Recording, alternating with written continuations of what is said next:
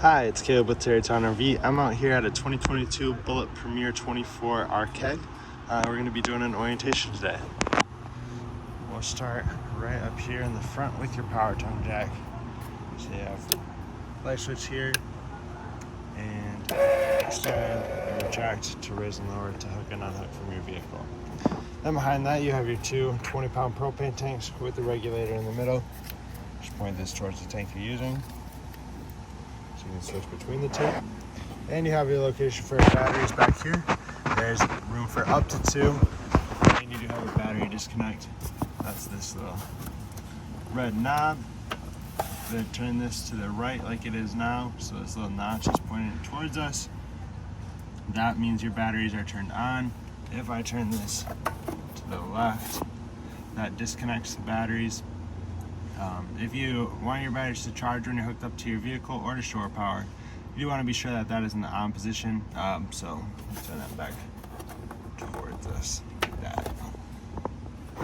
Work our way around to the side here. So you have this side of your passenger storage. You can see it goes all the way through. And you have your blue slinky hose here for the outdoor shower. Quick connect right on there. Up in here, excuse me, you are prepped for an inverter. The unit does not have an inverter, but it has all the wiring and stuff set up for it. And you have your solar control box here, which is where all the wiring for your solar panel on the roof goes to. So in your docking station here, up at the top, you have some water hookups. So this is a black tank flush. We'll go over that in just a second. In the middle here is your freshwater fill. So it's a gravity fill on there. So you stick your hose in there, turn it on, and that'll start to fill the tank. Once your tank is filled, you turn your water pump on, and that'll create your water pressure for you. If you're hooked up to water full time, you'll hook up to your city water connection right here, and turn your hose on, keep it on, and that's what creates your water pressure for you. I do recommend you use a water pressure regulator with that, just to lower the PSI into a more reasonable range for your trailer. Then you have this valve here, it's labeled winterize, so obviously it's for winterization, and you have a valve here to turn that function on and off. So when you're going to winterize your unit, you're gonna hook a hose up to here. The other end of your hose will go into your antifreeze. You'll turn winterize to on here, and then you'll turn your water heater bypass to how it is now. And you'll turn your water pump on, and that is gonna draw up your antifreeze through the line here and into the unit, and then you can go through and open up all your faucets and winterize those. With the water heater bypass here, if you want to use that for normal use, you'll turn that valve into the off position like it is there in the diagram. And then when you turn your water on, water will flow into the tank there. And then up on the right here, you have your controls for your stabilizer jacks. So your front set and your set that's in the rear. These are pretty simple to use. You just hold down, extend. That's going to extend them down. So yeah, one side is going down first. That's completely normal. It's not going to pick up that side or anything once it hits the ground. This side, the other side will come down, and then once when they're together, then they start to lift up a little bit. You don't want to use these to lift the trailer, just put a little bit of pressure on them to help stabilize it out. They're for stabilization only, not for leveling or anything. So you level the trailer out front to back by raising and lowering the tongue jack, and side to side by putting boards or blocks underneath your tires. Then you'll run the stabilizers down, and they just keep the trailer from moving around when you're using it. Right here you have a spot for a portable solar panel to hook up to. If you have that portable solar panel, that'll trickle charge your batteries so that you can get a little bit more life out of them and keep them charged up. And you do also have in here your input for cable and satellite TV. Work our way right over to your screen. So it's tucked up there. You have two handles. On the left is your black tank, on the right is your gray tank handle. So with you drain this, you do want to do it in a specific order. You want to do your black tank on the left first. Once that's empty, you'll pull your gray tank. That gray dirty sinking shower water is going to help to rinse the black toilet water out of the end of your hose. Once your gray tank is empty, you can close that, leave your black tank open, and that's when you use the black tank to flush your vacuum station. So you come up to here, hook a hose up to it, and that's going to spray directly into your black tank. You'll run water through there for probably 5 or 10 minutes is all you need, and that's going to spray in there, help rinse it out, get rid of any waste that's left inside, and also clear off your sensors a bit. And then you can turn your water off there, close up your black tank slide valve, put your sewer cap on, and you're all set to go. You have your 30 amp power hookup right here, just a standard twist lock cord. I do recommend with that you use a 30 amp surge guard to help protect all the electronics on the unit. It's a lot cheaper to replace a surge guard than it is to replace electrical inside. You do have a separate drain here in the back for your kitchen drain. So you see it's just a single gray handle right there. That's only for the sink in the rear. So that's gray tank only. When you go to drain this, just pull that valve. That's all you have to do for that. You have your furnace exhaust right here. This does get pretty hot when you're running your furnace. You want to be sure you don't block it, touch it, or put anything in front of it that can melt or burn. And below that, we can get a better look at it for your set of standard 4x4 bumper on the back here with storage inside of it. Just pull out the bumper cap and you can slide your sewer hose in there. That way you store it away from all your other stuff. You have your spare tire with the cover. You have prep for your Keystone backup camera. And as you can see by the sticker, you prep for a rear ladder there as well, and the roof is fully walkable.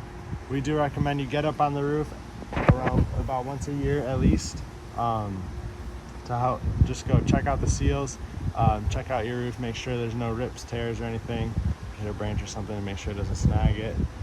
And we also recommend you clean and condition your roof with a rubber roof cleaner and conditioner to help keep it in good condition and to help keep it from shrinking, cracking, anything like that. Coming to the door side here, you have outside speakers, 2 of them. Those are controlled from inside. Then we have your water heater. This is a gas and electric water heater. Your drain is right down here at the bottom, and your drain cap is right here. That's a 1 1/16 inch socket that you use to tighten that on and take it off.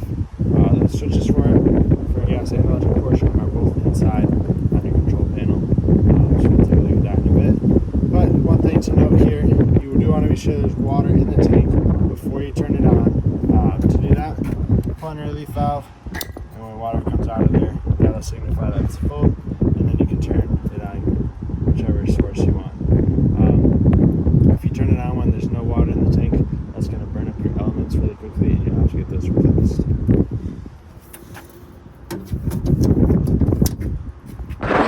See your power awning here too. We'll get that opened up in a second. On your slide out, you do have hookups for a TV. So you have outputs, you have cable or satellite hookup, antenna there as well, and you do have 110 outlets. You see it's labeled as inverter or inverted outlet. So if you were to have an inverter, this would be powered by that inverter. However, it's just prep for the inverter. It doesn't actually have one. And the last thing up here is the other side of your passenger storage. So you got some pegboard there on the side that you can put hooks and stuff on. You have a light switch up here. That is going to do your LED strip on the front cap. And all your lights inside the compartment here have just a push button right in the center of them. That's how you're going to turn those on and off. We'll pop inside here now. And right inside the door is your main controls. So at the top you have your monitor panel. See, it shows 2 black tanks on here. We only have 1 black tank on this unit, so black 2 is always going to read empty, but then you do have your black 1 and gray 1 and gray 2. Below that, you have these two switches for your water heater. So water heater on gas, water heater on electric. For gas, make sure your propane's turned on. For electric, you do need 110 power. And you have the switch for your water pump. So if you're winterizing or if you're using the water in your freshwater tank, you turn that on. Then you have light switches in here. Porch light, this could be that LED underneath your awning, and ceiling light. Obviously the ceiling's inside here.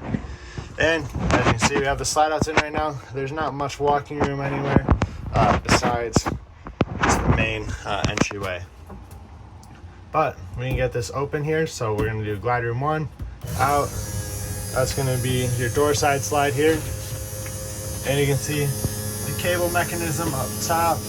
That's how this extends and retracts. You do have to hold down the switch here while it goes out.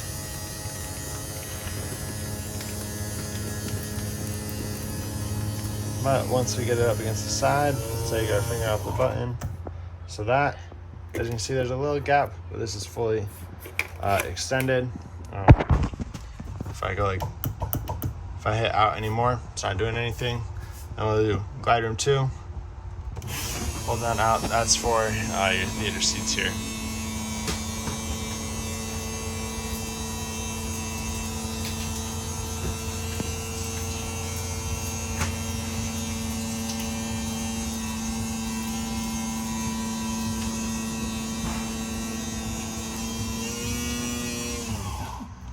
Same thing. Once it's fully out, take your finger off the button.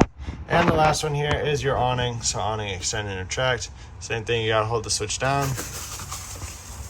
And your awning's gonna start to extend. And it does clear your slide out there, you can see that. You do wanna keep an eye on it as you run it out. Your awning's not gonna stop automatically. If you hold down the button too long, it'll retract upside down.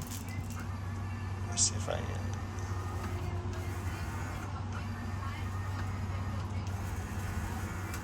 Oh, it's close. Okay, so this is going to be fully extended here. You can see the black awning tube. There's also a piece of awning fabric that hangs down, but it's stuck up to the awning right now. Just trying to get that to release. Usually if you retract and extend it a bit, you can get it to go, but it's not the case today. You can see it hangs down just a little bit there though. So that's going to be your signal. That is fully extended. And your arms are also adjustable on here. See, it says pull down to adjust pitch. Just pull down right there. Bends at this elbow. And that way you can adjust the pitch of the awning so water drain off of it and not just pool up on top. We'll retract this back in though. And then that'll stop once it gets up against the side of the unit. Right here is your thermostat. So if we hit mode, that's going to turn it on. Then I'll go to fan. You can change your fan speed, low and high. Then you go just to AC with your set temp on the side. You can adjust that. Furnace. Once again, change your temperature. And then back to off. Down below, you have your carbon monoxide detector. As long as that green light's on, that means it's working. It does draw continuously off your battery, so that's where the battery disconnect is important, so that it doesn't drain down your batteries when you are using or when you're storing the unit. Right here is your breaker box and fuse panel. So breakers on the left, fuses on the right, everything's labeled for you. If a fuse were to go out, there will be a LED that lights up next to it, and you'll be able to see that through the window here. That way you can easily identify which fuse is bad. Theater seats with storage in the middle, storage in the arms, and pull handle to release feet. And just a manual push to close. More push button lights here. All of your lights in the unit here do have a push button. So like these ceiling lights here, they are tied to your control panel, but if you want to turn individual ones on or off, you can do the push button in the side. Have your refrigerator here. 12-volt refrigerator. Your controls are over here in the corner, just to twist out. So you can adjust the temp. And you have this travel lock here so that the doors can't open up when you're going down the road. Microwave here. The plate. Fan. And your light for the rear. For the range here, this glass cover just folds up. And you have your 3-burner stove top to light that. Turn these to the flame icon. Turn your igniter to the right until the burner's lit. Once the burner's lit, then you can adjust your temperature. This igniter turns to the right only. If you turn it to the left, it'll break. It is also tied into your pilot light for the oven. So to light your pilot light, turn this to the flame icon here. Push and hold this in while you turn your igniter. Once your pilot light is lit, you can set your temperature. Then you have a light switch for it. So if you turn it up, it does blue lights on the knobs. If you turn it down, it does the blue lights and your oven light. Just be sure to close this glass cover when you're done. That way it's secured. Right here you have a little charging station. Just push down on the top, that's going to release that. And then this red tab holds it up. 2 110 outlets, 2 USBs there, and to retract it, just push the red tab in and push that top piece in. You want to be sure to let that close slowly, so kind of guide it back in place. If you let it just drop and drop back down, sometimes the spring in the top here can get damaged. Then on your sink, we have your keys. These purple keys here are going to be for your entry door, and the gray keys are for all of your compartment doors outside. You have your table and chairs here. Let's see. It's a fixed table, so it doesn't go up or down. It's a solid mount on it. Then you have the entertainment area, so TV. It's got that travel strap there to secure it for going down the road. And radio right here. This is Bluetooth compatible as well, so you can pair your phone up to it.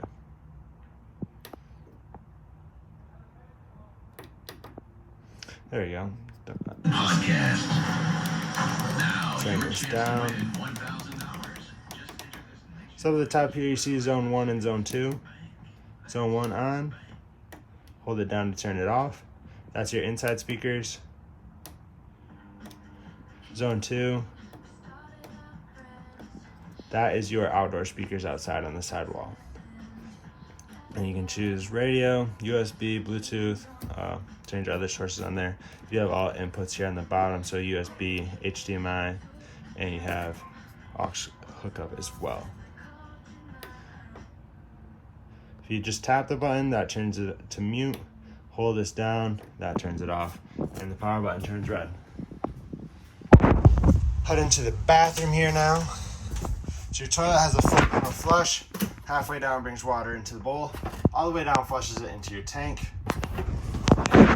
Shower doors. The travel lock on here that stretches over the handles. There's also a magnetic strip that goes down the middle to keep the doors nice and sealed. And your skylight above. You do also have a vent with a fan in it up here. Crank it to the right to open it. Flip your fan on there. Crank it to the left to close it. Obviously, you want to be sure that that's closed if you're traveling or if it's raining. And then you do also want to be sure it's closed for travel so that a gust of wind or something doesn't blow it crooked or break it off. And you have your light switch for the bathroom right here. Close these doors up. There we go, that seals them and locked in place. You have more 110 outlets here. These ones are reset. This is a resettable outlet. So you have the reset button in the middle in case that trips. In the bedroom here, you have a little access to the pass-through storage. A lot of times people put a hamper underneath there, so that way you have your dirty clothes in a compartment outside where they're not going to be inside and kind of smelling anything up. You have 110 outlets and USBs on both ends of the bed, and you have little cubby nooks back there. You have another vent up top here. This one does not have a fan in it. Just open it up for ventilation. You have exit window on the side here. In case of emergency, pull the red tab here. That'll pull the screen out. And then you can push the window all the way through and jump through it. Hopefully you never have to do that. Hopefully you just use it for normal ventilation like this, where you can prop it open. There's a little notch on the bottom of the handle here that it sits in the window. And then when you close it, be sure that it's secured in this latch here so that it doesn't get sucked open by a gust of wind going down the road. On the wall here, you have a mounting location for a TV.